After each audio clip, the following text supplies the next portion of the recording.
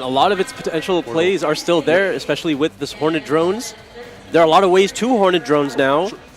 That's a card I cut from my Yummy deck because cards like Dominus Purge makes Kagari not as strong, but when you're able to go first and start with that drones, you play into Ash Blossom a little bit, trying to get to that Yummy way since you won't have any Yummy monsters in your graveyard, but still, with the loss of the 2 Cupsy Yummies, you're going to need more ways to start.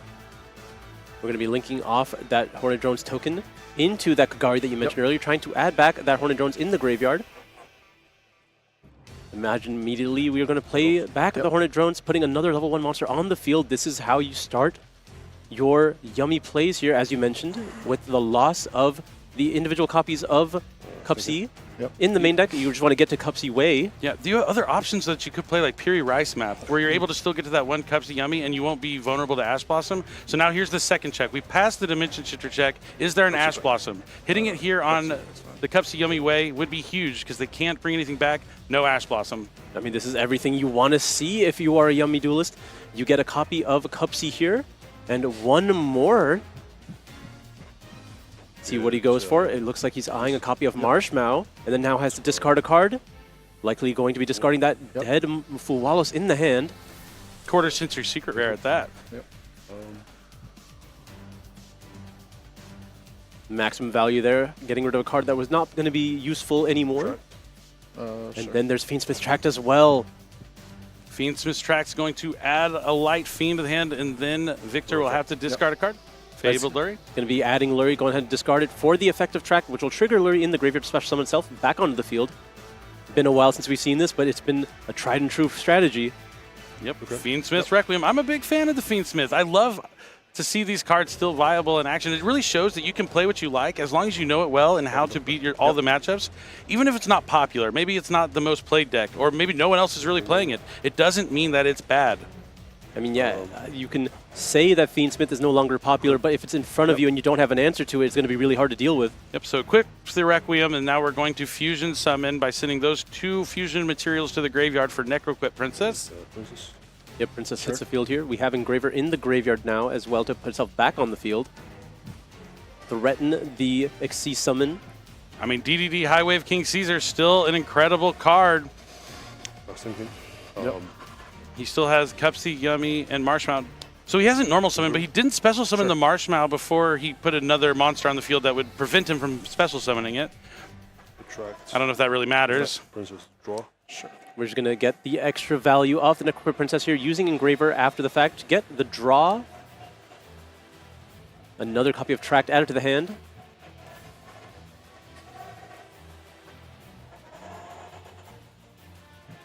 Draws another copy of Marshmallow. Engraver effect. Engraver's now using its effect in the graveyard, going to be putting back the Lurie to the top of the deck. I love that phrase. I remember when Infinite Forbidden came out at the NAWCQ a couple years ago, the amount of times we said Engraver from the graveyard, countless. There is the Caesar. Looks like we're not stopping anytime soon. Caesar has hit the board now. We can continue with our Yummies. Normal summon Marsh. We're going to be normal summoning the Marshmallow here. He can't special it, so he has to normal it. Not a big deal. The only time you need your normal summon is if you are using Piri Rice Map and you have to normal summon that Cup C Yummy. Link it away for, there he is, Yummy Snatchy, also limited to 1. A crippling blow to Yummy. Special Marshmallow. Gonna go have a copy of the Mignon from the deck. Gonna be able to special summon back the Marshmallow with it. All right, what's next? Lollipo Way. The cool thing about Yummies, it's been a while since you've seen them, so if you're not familiar, they can treat the Link ones as tuner monsters for their level 2 Synchro monsters. Lollipo Yummy Way is going to summon back 2 Yummy monsters. Their effects are negated. We're going to have to find a way to summon this Cup C from the hand to get access to our Quick Play spell, if we haven't already done so. Reproductus is coming down, so usually you use that to access the Fiendsmith cards, but he's already has them, and he's already used Requiem. I mean, we'll see what he tries to do with it here. Could overlay for a Gigantic Sprite. He special summoned the Cup C from hand? I think so, yep. He didn't use Piri Rice Map. That's just me talking about another card you could use in Yummy. Called Fiend. Calls Fiend. But why? Oh, because he needs it as a material for sequence. Effect. No, he doesn't. You just need 1. Yeah, that's awesome. That's cool. So even though he already got rid of all of his light fiends, by using Reproductus, he found a way to go back into the Fiendsmith card. So he's able to use the Necro Equip and get access to Sequence because of his sequencing. Really cool stuff.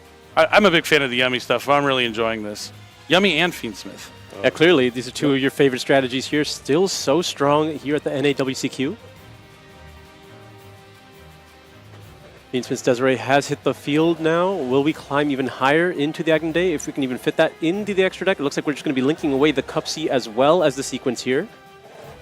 This is going to be for an SP Little Knight. What's funny is I tested Yummy a lot afterwards, and a lot of my inboards did have SP Little Knight involved. It just gives you that extra way to pick a monster off the field, which is actually pretty good against Cool Tune because every monster on the field threatens a Synchro Summon. Not so good against Maliss. Yeah, again, Maliss, but you do have the Desiree as well as the Caesar, which are particularly strong into Maliss. And the Cup's a Yummy way. Sure. I mean, that's the cool thing about Yummy is there's just so many interruptions with so few cards, but along with the Fiendsmith cards, you get so much more on there as well. What an unfortunate draw for turn. It was a copy of Impulse. Surprise. Just in time. Activate Allure. All right, we're going to try digging here. Allure of Darkness can get your play started by banishing a Maliss if we do draw one. Every time you're playing a dark deck, you at least have to ask yourself, can I play Allure in this deck? Should I play Allure? It's extra good against in Maliss because when you banish your Maliss monsters, they will special summon to the field. So you get to draw some cards and get a monster on the field without using your normal summon. We are going to respond with the effect of Cup C. We're here to summon back two monsters from the graveyard, and then still in response, we're going to use the effect of Desiree to go ahead and negate that Allure of Darkness. Do you think if you've seen Allure, you have to read Maliss? Very possible. It's not worth the risk, that's for sure. So he's going to bring back Lollipo and Cupsy, and then he used Cupsy Yummy's effect to draw a card. He's still waiting to get the Croaky onto the field. Normal summon. We're going to be normal summoning the Chessy Cat here, usually indicating that we have multiple Malice cards in the hand, or it could be bait.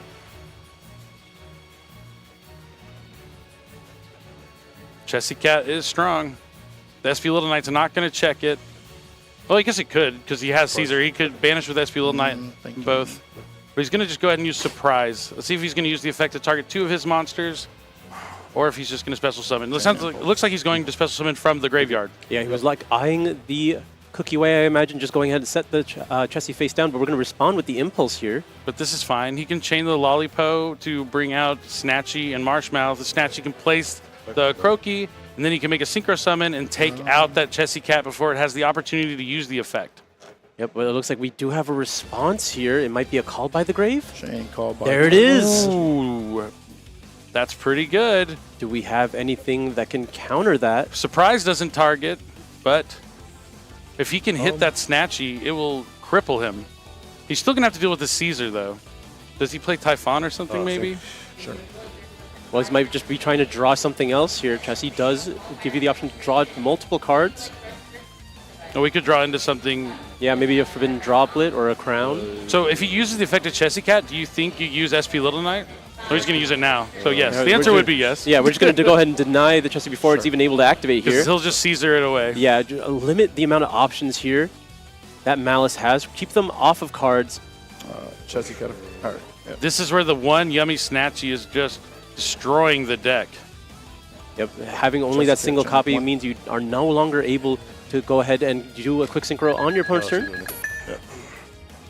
You got this one. Yeah.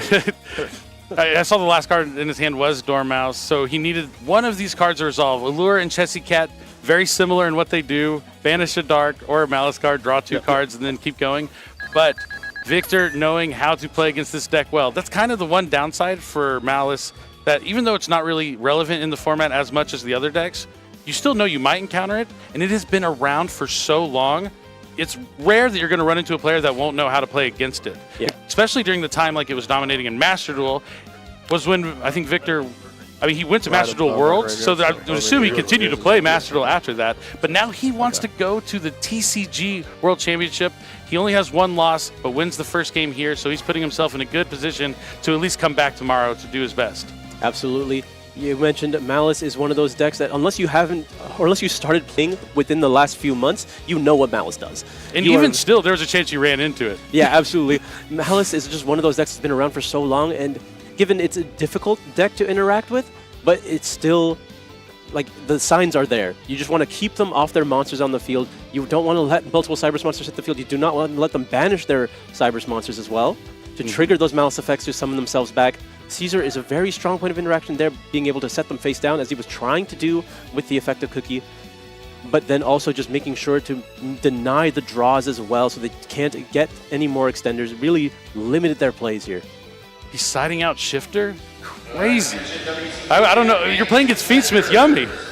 I think he's just putting in Dimensional Fissures, of course. Yeah, you 100% want to side 3-dimensional fissures. It's one of the only decks that can capitalize on it, by not only shutting down the opponent, but advancing yourself. But why the Shifter? Maybe he didn't feel like he needed 4 copies. You know, with the 3 copies of Dimensional Fissure, do you really need the 4th in the Shifter? Yes. Maybe. We'll find out. We'll find out. And not only that, you just have so many draw cards, but maybe he has just had that redundancy where he's drawing the Shifter, the Fissure, but no Malice names, so he's just trying to... Maybe he knows the numbers really well and just wants to make sure he doesn't have too much counter cards, so he is still able to advance his strategy. Yeah, as you mentioned in the beginning of this round, Maliss has taken quite a few hits here. Consistency is a bit of an issue, so you probably have to prioritize some slots there. There's only so many cards you can take out. Indeed. I'll take first. All right, here we go. We're ready. Game number 2 is about to be underway. Jordan almost certainly opting to go first here with his Maliss strategy. I'll tell you, if you asked me for the weekend, if I would have thought these 2 decks would be viable in contention by round 7, I would have said maybe 1 or 2. And maybe these are the only ones, but they are proving that even though they aren't the top tier decks, the ones everyone's talking about, they still know how to have success with them. Which is what Yu-Gi-Oh! Is all about. Don't always let everyone tell you what is good and what's not. Believe in yourself and believe in your deck. And we're starting off with Maliss in Underground. Sure. Ghost Spell. With the Ghost Spell Haunted Mansion here. Going to be negating the activation. So Maliss in Underground will go to Graveyard. And we're going to be normal summoning the Droll and Lockbird here. He's going to try and go into a dark extra deck monster, so I would guess he has a backup Adagnister in his hand. Or just Almirage. Never mind. Almirage puts itself on the field here, so you're able to... No, it's a Cyber. Yeah. It doesn't have to be dark. Yep. Affect the search. Same thing here. Yep. This is why Maliss is so good, really. His backup Adagnister. They lost copies of all their other cards, but backup will still find a way to get any Cyberse monster. And because you already have access to Maliss in the Underground, in the graveyard here, you are able to access your March Hare. March Hare will be able to banish the Underground to be able to continue playing because you have a Link 3, or you can get nothing at all. Ash Blossom, Ghost Spell and Ash Blossom, the dynamic duo slowing down Jordan. I mean, 2 strong points of interaction here, not being able to get to a Maliss name. Canada might be taking down this Maliss deck. I mean, Victor still needs to have a play of his own. Green hand. Yep. But if there was a deck that has consistency, it's Yummy. Just one Cupsy. Was he thinking about going to like SP Little Knight? Wants to put up some form of defense here. He's looking at Cyberse Wicked, and he's like, is there any way I can have this card activate? Maybe Victor will not realize it can't be destroyed by battle. It's happened before. True. That's a bold hope. No, it's about Cyberse Wicked. He's going for it. Like, Okay. if it lives, there's a chance. I mean, he has 2 powerful points of interaction in his hand. Yeah, this is when you definitely want to read it, because normally you use this card to advance your strategy, right? So he wants to make sure there's no extra effects, so surely he'll know about the destruction protection. Yep. Yep. All right, do we have a way to play? Fiendsmith's Tract, that's a good one. That's fine. It looks like we're going to be able to resolve the Tract here. What are we adding? Is it just going to be that copy of Lurie? Could be Engraver if he has a different card he wants to discard out of his hand. But I don't know why you would do that. Probably Lurie. Oh, It's going to be Graver. This is going to be brutal. You saw one Droll and Lockbird. Oh, they already had Lurie in hand. Droll and Lockbird is going to be able to be activated in the following chain here, in chain to the Lurie. Now, Droll is very good against sure. Fiendsmith. Sure. Yummy. But he still will be able to find a way to get to at least a rank 6. We contemplating here before we link away the Lurie into the Requiem that we've seen so many times before. Victor, very lucky he started with Tract and not Engraver, because yeah, Fiendsmith. And there is the Requiem going to be met with the Ash Blossom, the last card in Jordan's hand here. Now all he has is a Cyberse Wicked and the hope and a belief in the heart of the cards. If we can draw a monster, we can get back into this game. If he does, this would be such a heads-up play by making the Cyberse Wicked. Know your outs. Play to get lucky. You talk about it all the time. Put yourself in the best position to win. That's all you can do. This is awesome. Jordan making the moves necessary to try and win this game. Does Victor have any plays left? We know about the Engraver, the 2 other cards. He's under the effect of Droll and Lockbird. Cannot activate the Engraver to put itself in the graveyard.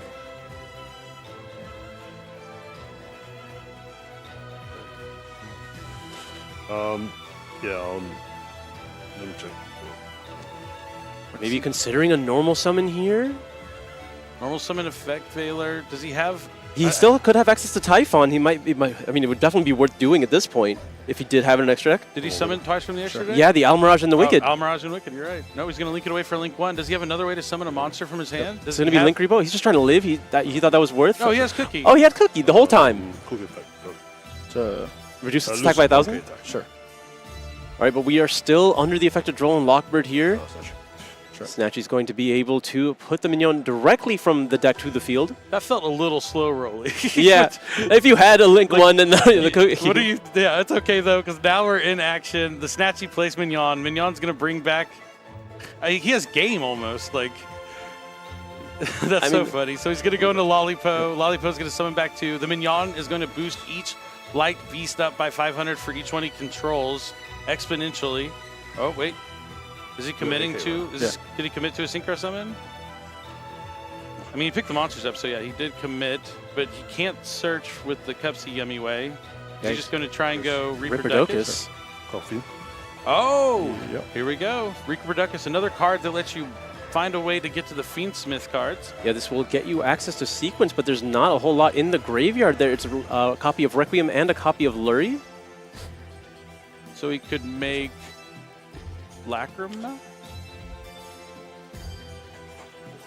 Interesting game so far. He's under the effects of Droll and Lockbird.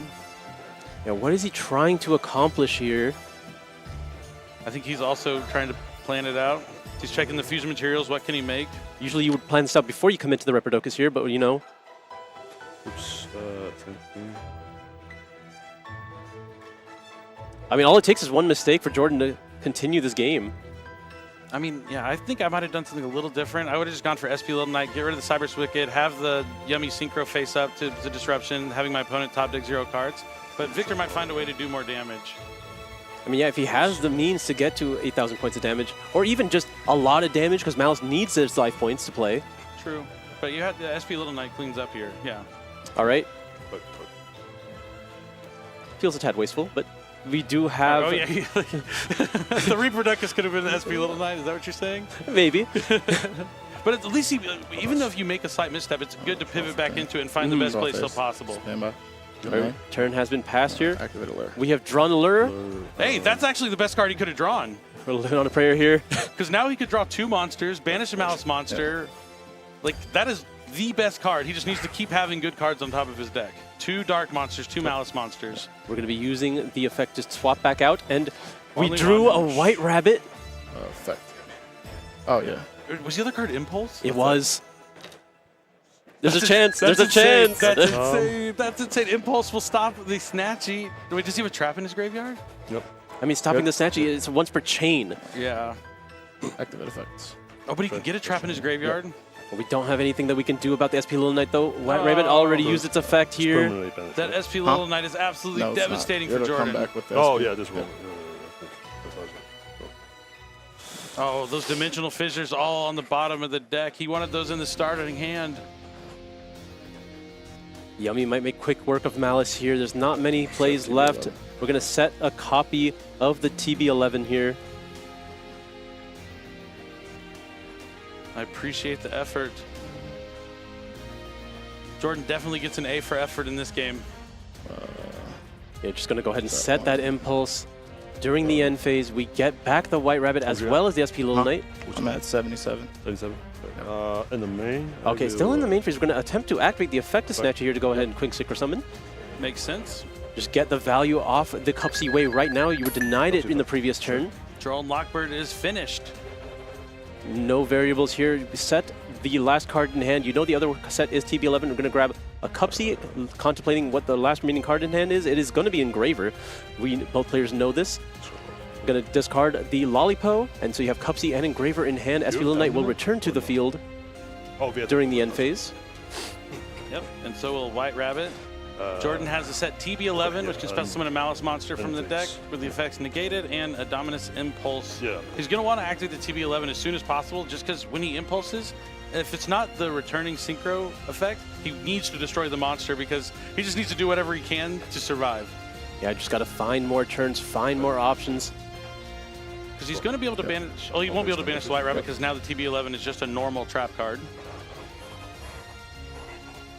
But does still help him wall up here. Special clips. We're just going to start off by special summoning Cupsy because he controls the Cupsy Way. Going to probably add Yummy Surprise. No surprise there. Definitely not. It looks like we drew a copy of Marshmallow for turn. We know about the Engraver still. Normal marsh. We're going to be normal summoning Marshmallow here. Yep, since he has the SP Little Knight on the field, he couldn't special it, and now he's going to Link Normal Summon. Yep. His one Snatchy's gone, Link Kribo's gone, but he can use the Link Kribo in the graveyard to special summon it back. One of the few ways we can really circumvent the loss of Snatchy there. But A recurring Link 1 as well. Lollipo. Yeah. Gonna attempt to summon back multiple monsters here from the graveyard with their effects negated. It's gonna be Cookie and Lollipo. Still a lot of damage represented because of the minion on the field. Yeah, I mean, he has a lot of damage, but all of his monsters are gaining 2,000 attack right now, except SP Little Knight. We're gonna be going with the surprise here, targeting both the sets. We're gonna chain the TB11. Now, being able to put back the impulse of the hand, not really anything lost there. That is running. That's pretty true.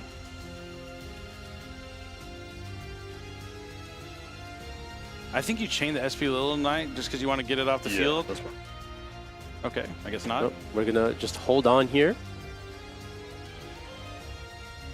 I mean, he has a way he can get all 6 zones filled up with Light Beast where they all gain 3,500 attack. So he just has to find how to navigate it the most effectively.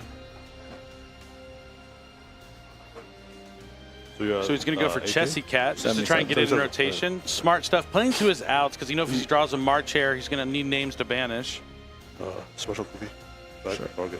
The shore? No, just because he's able to summon it from hand, he's able to reduce its attack by 1,000 here. Gonna put the Cupsy in attack mode. We're gonna special summon the Lollipo from the hand now. Shuffle back the trap. Shuffle back the trap. We're gonna shuffle back the Almirage. That's fair too. Doing some mass.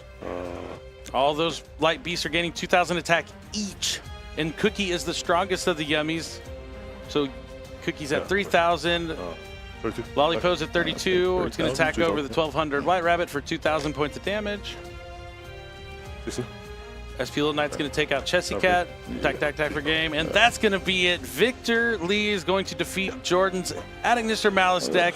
And Yummy Fiendsmith is going to move on 6-1 at the NAWCQ. That's absolutely incredible for a deck a lot of players have written off. Well, I made light work of this Malice strategy, being able to just play its own game here. It was met with several interruptions there. Ash Blossom was critical. Droll and Lockbird also doing some damage, but didn't matter. All you need to do is survive another turn. You have so much follow-up, so much power. Yeah, it's true, and it's awesome to see him be able to take it down.